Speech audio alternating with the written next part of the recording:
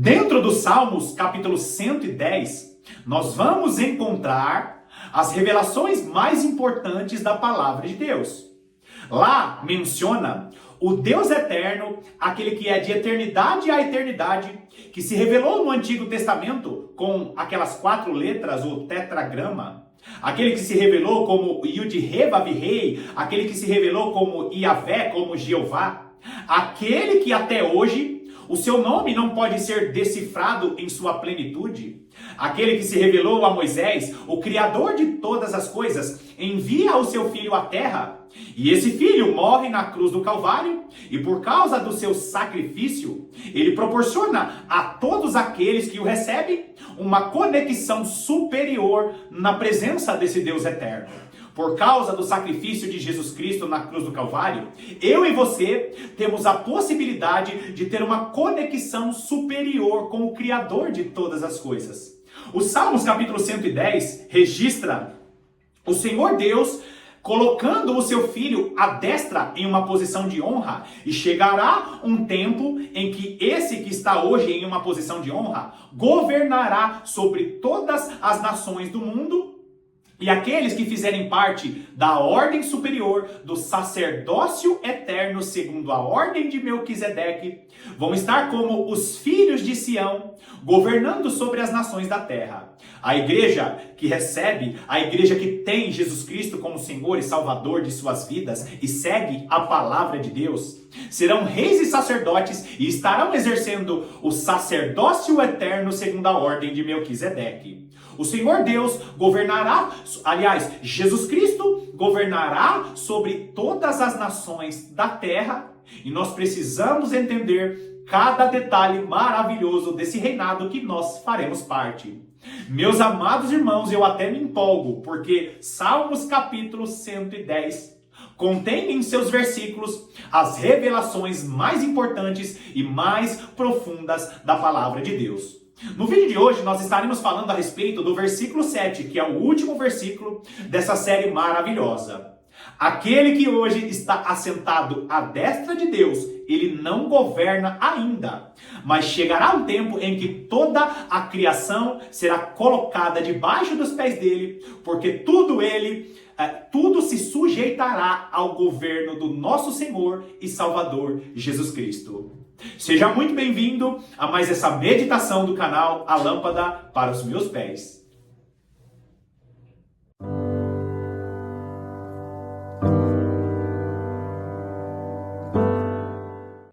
Queridos irmãos, esse é o último vídeo dessa série importantíssima, e para que você entenda e também valorize o que Jesus Cristo fez na cruz do Calvário, nós precisamos aprender, ou nós precisamos relembrar aquilo que foi revelado em Salmos capítulo 110. O autor aos Hebreus vai traduzir essa revelação, vai nos mostrar essa revelação, mas, infelizmente, muitas pessoas valorizam apenas o que Jesus Cristo fez na cruz do Calvário por causa da salvação concedida. E não me entenda mal, o que Jesus Cristo fez na cruz do Calvário para nos salvar é o bem mais precioso. A salvação conquistada na cruz do Calvário é o bem mais precioso para qualquer pessoa, para qualquer ser humano. Porém, quando Jesus Cristo morre na cruz do Calvário, ele não conquista apenas a salvação. E quando eu falo apenas, não é minimizando a conquista da salvação. Quando eu falo apenas, é que Jesus Cristo conquista muito mais do que é pregado. Ele conquista muito mais na cruz do Calvário. Jesus Cristo, ele conquista a salvação das nações. Jesus Cristo, ao morrer na cruz do Calvário, ele conquista a restauração de toda a terra e o estabelecimento do seu reino milenar. Jesus Cristo, ao morrer na cruz do Calvário, ele estabelece uma ordem superior, que é uma ordem sacerdotal, que proporciona à igreja uma conexão que nunca houve e jamais haverá na história da humanidade. É por isso que Ezequiel capítulo 37 fala que o exército que vai surgir é um exército que nunca houve e jamais haverá, aquele grande exército. Essa palavra também é mencionada em Joel capítulo 2, e absolutamente todos os profetas profetas mencionam pelo menos um pouquinho a respeito do reinado do Messias. O Messias reinará de maneira literal. Amados irmãos, existem doutrinas falsas, heréticas, que dizem que Cristo já reina hoje. Só que os textos vão nos mostrar que as nações se renderão a Cristo e as nações que não servirem a Deus serão castigadas no milênio. Pergunta: todas as nações hoje servem a Jesus Cristo? Todas as nações hoje estão subjugadas ao reinado de Cristo? Todas as nações hoje olham para ele como o rei de toda a terra? A resposta é clara, a resposta é óbvia. E por que a resposta é óbvia? Porque Jesus Cristo ainda não reina. O mundo que nós vivemos hoje tem o seu Criador, tem aquele que estabeleceu todas as coisas, tem aquele que é soberano. Mas nós precisamos entender que hoje o mundo tem um príncipe. O príncipe desse mundo não é Jesus Cristo. O príncipe desse mundo é Satanás, como o próprio Senhor disse. Só que o príncipe desse mundo tem um rei sobre a vida dele. E quem é o rei que está sobre a vida de Satanás? É a morte. O principal governante hoje no mundo não é nem Satanás, é a morte. O que subjuga a igreja e as nações hoje não é Satanás, é a morte. Nós estamos debaixo do corpo dessa morte. E quando Jesus Cristo voltar para remir a sua igreja, para restaurar todas as coisas, a morte não terá mais domínio sobre a igreja. Todos aqueles que hoje são alma vivente, quando Jesus Cristo voltar, serão espírito vivificante. A morte não terá mais domínio sobre as nossas vidas. É isso que significa aquele texto que menciona: e as portas do inferno não prevalecerão sobre a igreja de Jesus Cristo. O que significa isso?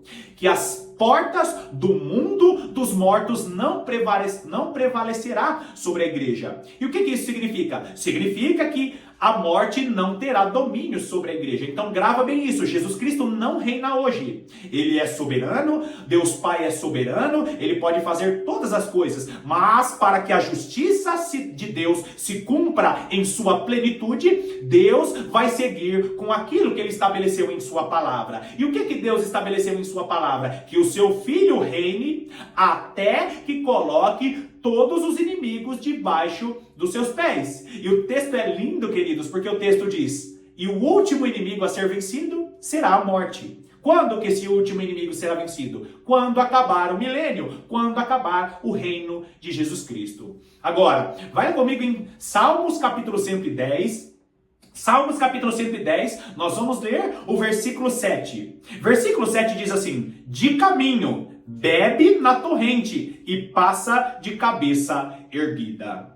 Talvez esse versículo isolado aqui não diga nada para você. Só que nós precisamos fazer perguntas ao texto. E o que nós precisamos perguntar ao texto? Quem é esse que está de caminho e bebe na torrente? E ainda mais, quem é esse que passa de cabeça erguida? Os versículos anteriores vão dizer quem é esse. É aquele que está hoje assentado à destra de Deus e um dia ele governará todas as coisas. Esse que está assentado à destra de Deus, o Senhor que está ao lado do Senhor, que está assentado à direita, é aquele que julgará as nações. Aquele que está assentado à destra de Deus, que julgará as nações no dia de sua ira. Queridos irmãos, o texto, quando ele diz que o Senhor, ele estará de cabeça erguida, que ele estará de caminho, o que é estar de caminho? Estar de caminho é justamente estar em direção ao caminho estabelecido por Deus. Quando você olha para esta palavra de caminho, o que nós encontramos aqui? Nós encontramos a revelação de que existe uma estrada. E que estrada é essa? A estrada é o próprio caminho, segundo a palavra de Deus, que Jesus Cristo trilhou e está trilhando através de sua igreja. O texto também menciona uma torrente. Este que bebe na torrente é justamente aquele que bebe um cálice. Olha que lindo isso! Assim como Jesus Cristo andou pelo caminho da vontade de Deus, a igreja viverá esse mesmo caminho. A igreja precisa trilhar os mesmos caminhos que o seu Salvador trilhou. Que é o que, queridos? Que é fazer a vontade de Deus aqui nessa terra e até sofrer pela vontade de Deus. Outro detalhe que o texto diz sobre torrente. Esse que está de caminho, ele bebe dessa torrente. Agora, A palavra torrente aí também significa o leito de um rio que está em curso. O que é esse leito do rio que está em curso? É justamente os rios que vêm do nosso Senhor Deus. Você lembra do Salmos capítulo 46 que diz: há um rio que alegra a cidade de Deus? Você lembra disso? Vai lá comigo, Salmos capítulo 46. Salmos capítulo 46. O que diz o Salmos capítulo 46? Olha só, Salmos capítulo 46, olha o versículo 4. Há um rio cujas correntes alegram a cidade de Deus, o santuário das moradas do Altíssimo. Esse rio é justamente o rio do Espírito do Senhor, em que o Senhor Jesus Cristo foi tomado primeiro. Peraí, o Espírito do Senhor estava sobre Jesus Cristo? Sim. Lembra da palavra, e o Espírito do Senhor está sobre mim, e Ele me elevou, e Ele me exaltou. Aquele que o Espírito do Senhor estava sobre ele, é aquele que veio proclamar liberdade aos cativos, que veio anunciar o ano aceitável do Senhor. O Espírito do Senhor esteve e está sobre a vida do nosso Salvador, e assim como Ele veio proclamar liberdade aos cativos, nós que somos da igreja de Jesus Cristo, nós que fazemos parte do corpo de Cristo, nós também beberemos dessa torrente. Agora volta lá, Salmos capítulo 110, o versículo 7, diz o quê? Que este bebe da torrente e passa de cabeça erguida. Queridos irmãos, essa palavra bebe aí, está falando a respeito de um cálice que será tomado. E quando nós falamos de cálice, lembre-se disso, cálice, na palavra de Deus, é uma figura de linguagem para falar a respeito de experiências que um povo viveu ou de que um povo viverá. Cálice, na palavra de Deus, fala a respeito, o cálice na palavra de Deus é uma figura de linguagem para falar a respeito de situações que Jesus Cristo viveu e que a igreja viverá também. Lembra quando ele disse que beberia de um cálice? Lembra do cálice da ira de Deus? Então, assim como Jesus Cristo passou de cabeça erguida e bebeu de um cálice, a igreja também beberá desse cálice. Só que ele que bebeu desse cálice é aquele que passará de cabeça erguida, como está escrito no versículo que você está lendo aí. Por que ele está passando agora de cabeça erguida? Porque esse que está assentado à destra de Deus passará de cabeça erguida. Passar de cabeça erguida aqui está falando sobre o quê? Sobre aquele que passará de cabeça erguida porque está sendo honrado. Você lembra da história de Mardoqueu e de Amã? Você que leu o livro de Esther sabe muito bem que Amã foi aquele que promoveu situações para tentar prejudicar Mardoqueu, para tentar prejudicar os judeus.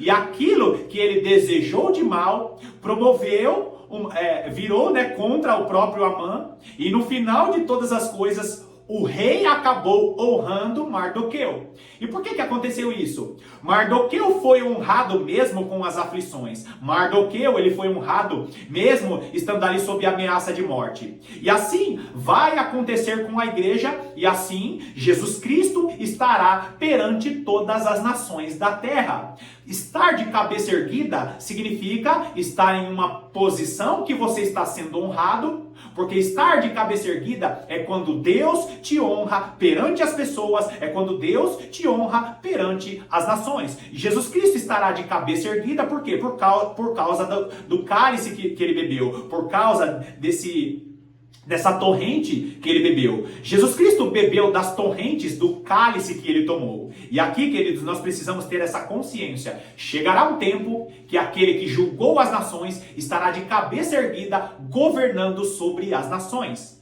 Será de maneira literal, estará governando sobre as nações da terra, e tem muitos textos nos profetas.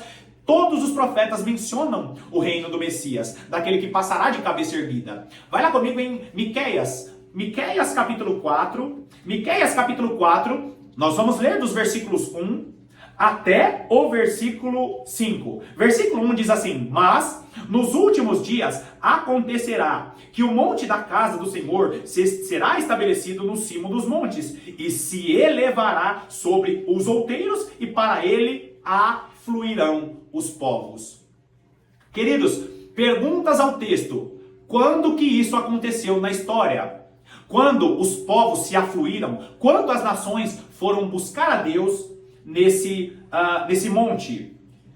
Quando que as nações, quando que os outeiros ficaram aplanados, como diz, como o próprio profeta, como o próprio João Batista disse, em que momento da história esse versículo 1 se cumpriu? Em nenhum momento. Por quê? Porque isso acontecerá após a grande tribulação. Quando que acontecerá os últimos dias? Os últimos dias se iniciam quando o reinado do Messias começar a ser estabelecidos. Alguns teólogos vão dizer que os últimos dias já estão acontecendo, que os 2000 anos do período da igreja já são os últimos dias. O fato é que nós precisamos entender que Jesus Cristo ainda não reina porque esse versículo 1 ainda não se cumpriu. As nações não estão caminhando para buscar ao Deus porque o monte da casa do Senhor ainda não foi estabelecido no cume dos montes. Agora continua vendo isso. Versículo 2. Irão muitas nações e dirão: vinde e subamos ao monte do Senhor e à casa do Deus de Jacó, para que nos ensine os seus caminhos e andemos pelas suas veredas, porque de Sião procederá a lei e a palavra do Senhor de Jerusalém. Agora, meus irmãos, pergunta: aqueles que simbolizam o reino de Cristo, vai dizer o quê? Que irão muitas nações e buscarão a presença de Deus? Isso já está acontecendo hoje, já que o reino de Cristo, ele é simbólico. As nações estão indo, dizendo que o Senhor é o seu Senhor. Isso não aconteceu, e isso não está acontecendo, porque é um reino literal.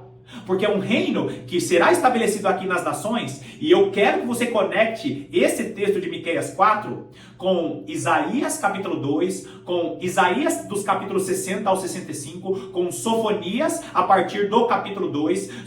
Nós precisamos conectar a maior parte dos profetas com essa revelação das nações indo adorar ao Senhor, buscar a presença do Deus de Jacó. Isso nunca aconteceu ao redor da história. Agora, o que está dizendo? Para que vos ensine os seus caminhos. Você sabia que a igreja, como reis e sacerdotes, estarão conduzindo as nações, porque a igreja será reis sobre as nações e sacerdotes em sua conexão com Deus. É por isso que nós precisamos entender a importância da revelação da ordem sacerdotal ou da ordem superior segundo Melquisedeque, que é uma ordem sacerdotal superior, porque a igreja terá uma conexão superior para sacerdotar as nações. As nações serão conduzidas pela igreja para que em Jerusalém aconteça o reino de Cristo. Agora olha o versículo 3. Ele julgará entre muitos povos e corrigirá nações poderosas e longínquas. Estes converterão as suas espadas em relhas de arados e suas lanças em podadeiras. Uma nação não levantará a espada contra outra nação, nem aprenderão mais a guerra. Já que aqueles que acreditam no reino simbólico, como que eu vou simbolizar isso? Porque todo simbolismo precisa ter uma explicação. Se você diz que algo é simbólico e não explica, qual seria a explicação desse reino simbólico? Você vê que não faz sentido nenhum? A teologia preterista, a teologia que simboliza o milênio, a teologia que diz que o milênio já está acontecendo, que é simbólico. Quando que aconteceu isso? Do nosso Senhor estar julgando as nações e os povos que são de regiões longínquas estão caminhando para Jerusalém para aprender a lei do Senhor. Quando que aquilo que é ferramenta de batalha, ferramenta de guerra, foi transformado em ferramentas para a colheita, para o plantio? Quando que as armas do mundo foram transformadas em objetos para a agricultura? Isso nunca aconteceu na história, queridos. Por quê? Porque isso vai acontecer no reino de Jesus Cristo. Será um reino de paz e de justiça, e grava bem isso. A igreja será reis e sacerdotes, a igreja estará como os reis e sacerdotes do Senhor, e as nações serão sacerdotadas pela igreja. Agora, olha o versículo 4. Mas assentar-se-á cada um debaixo da sua videira e debaixo da sua figueira, e não haverá quem os espante, porque a boca do Senhor dos exércitos o disse. Um reino de paz e de justiça, e não haverá injustiça sobre as famílias da terra. Olha o versículo 5. Presta atenção nesse versículo 5, queridos. Porque nós vemos aqui uma distinção de povos. Porque todos os povos andam cada um em nome do seu Deus. Mas quanto a nós, andaremos em o nome do Senhor nosso Deus para todo o sempre. O que o texto está dizendo aqui? Que os povos que hoje, os povos que na época do profeta Miqueias, os povos que vivem hoje, cada um andam segundo o seu próprio Deus. Só que nós, que recebemos Jesus Cristo como Senhor e Salvador, nós que fazemos parte da igreja dos últimos dias, nós que estamos fazendo parte da nova aliança, nós que vivemos a ordem sacerdotal, que vivemos este período da ordem sacerdotal, esse sacerdócio eterno, nós que vivemos isso, nós viveremos diante do Senhor para todo o sempre. Ou seja, queridos, quando Jesus Cristo voltar para governar sobre as nações, a igreja estará em uma condição eterna.